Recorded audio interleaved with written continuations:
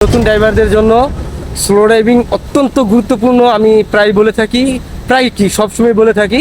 আর আমার আগে এখানে যারা নতুন আসে তাদেরকে আমি সর্বপ্রথমে স্লো ড্রাইভিং করতে দিই। আসসালামু আলাইকুম, আমাদের সাথে আমাদের আজিজুল ভাই আছে। আমরা আজিজুল ভাইকে আজকে যে স্লো ড্রাইভিং, সেই স্লো ড্রাইভিং শিখাচ্ছি।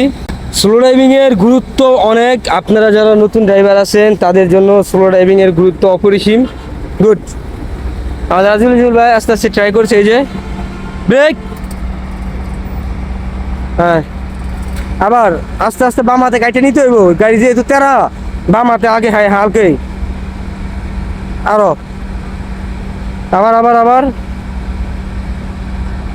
আরো বাম হাতে কাটতে হইব, বাম হাতের দিকে কাটতে হইব।